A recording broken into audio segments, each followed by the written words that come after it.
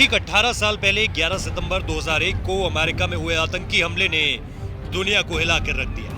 दुनिया के सबसे ताकतवर देश में आतंकियों ने ऐसी तबाही मचाई जिसको पूरी दुनिया में कोई भी भुला नहीं सकता। 11 सितंबर 2001 की सुबह रोज की ही तरह वर्ल्ड ट्रेड सेंटर में करीब 18,000 कर्मचारी रोजमर्रा का काम कर रहे थे, मगर 8:46 पर जो हुआ वो लोगों की सोच से परे था। वर्ल्ड ट्रेड सेंटर पर हुए हमले में करीब 3,000 लोग मारे गए थे। अमेरिका पर यह हमला दुनिया के सबसे खूंखार आतंकी उसामा बिन लादेन ने करवाया,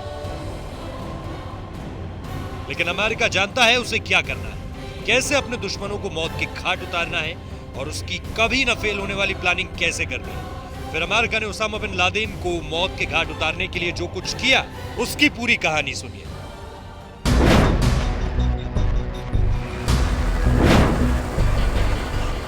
रात के करीब 1 बज रहे थे। हल्की चांदनी रात में पाकिस्तान का पहाड़ी शहर एबटाबाद शांत और काफी खूबसूरत नजर आ रहा था। तभी हेलीकॉप्टर की गड़गड़ाहट सुनाई पड़ने लगी। 2 हेलीकॉप्टर शहर में मंडराने लगे। इन हेलीकॉप्टर्स का शोर आम हेलीकॉप्टर से कम ही था। मंडराता हुआ एक हेलीकॉप्टर एक आलीशान कोठी के ऊपर ठहर सा गया और कुछ ही पलों में रस्सी के सहारे एक के बाद एक कई कमांडो उस कोठी की छत पर उतरने लगे। सभी हथियारों से लैस थे। हेलमेट लगा रखा था। हेलमेट में कैमरा लगा हुआ था। चेहरे मास्क से ढके हुए थे। उतरते ही सारे कमांडो पोजीशन ले लेते हैं।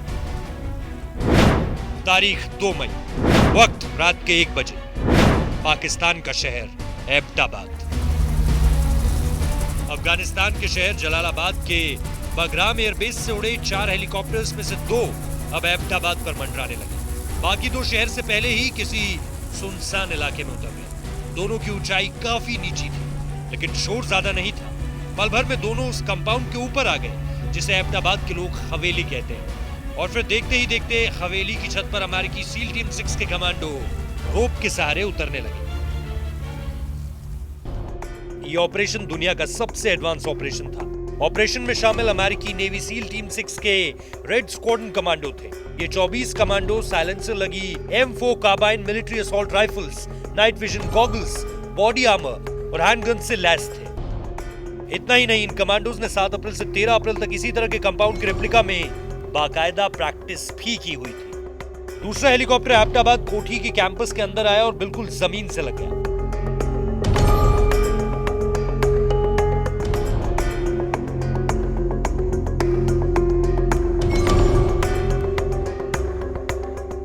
हेलीकॉप्टर के नीचे आते ही 12 से 13 सील्स कमांडो तेजी से बाहर आए। उनके साथ एक बेल्जियम ब्रीड का जासूसी कुत्ता कायरो भी था। सभी तेजी से कोठी के मेन गेट की ओर बढ़ गए। सूंघता हुआ सबसे आगे कुत्ता था, जो किसी इंसान या विस्फोटक का जायजा पहले से ही लगा सकता था।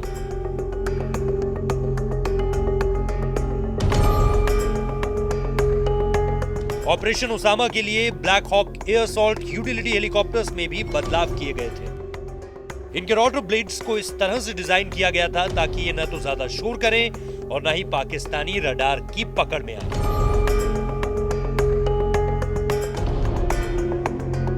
हजारों किलोमीटर दूर व्हाइट हाउस में अमेरिकी राष्ट्रपति और उनकी टीम इस ऑपरेशन पर नजर गड़ाए हुए थी।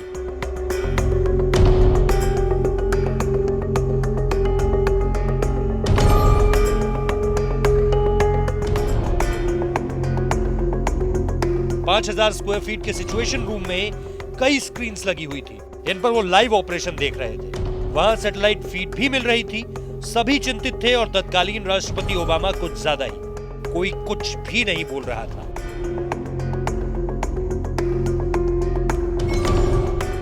उसामा के कमरे में ही एक 12 साल की लड़की थी।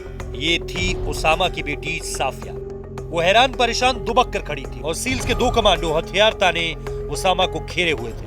कुर्ते पायजामा में पहले उसामा निहत्था नजर आ रहा था, लेकिन किसी को यह पता नहीं था कि उसामा के पास हथियार हैं भी या नहीं। कोई यह भी अंदाजा नहीं लगा पा रहा था कि उसामा के कपड़े के नीचे कोई विस्फोटक है या नहीं। सामने मौत की खबर को देखकर भी उसामा की बॉडी लैंग्वेज ऐसी नहीं थी कि कोई यह अंदाजा लगा पाए कि वो सरेंडर करने जा रहा है। बस कमांडो बोले जा रहे थे, डोंट मूव, डोंट मूव, और वो बिना किसी एक्सप्रेशन के खड़ा था। तभी अचानक एक सील्स कमांडो ने बिना वक्त गंवाए उसामा पर एक के बाद एक 2 गोलियां दागी, एक सीने में लगी और दूसरी आंख में घुसकर कान से निकली। एक साथ कई चीखें निकल पड़ी। उसामा लहूलुहान जमीन पर गिर पड़ा। ऑपरेशन को करीब 30 मिनट में खत्म करना था, लेकिन सील्स के इस ऑपरेशन में 8 मिनट ज्यादा गए।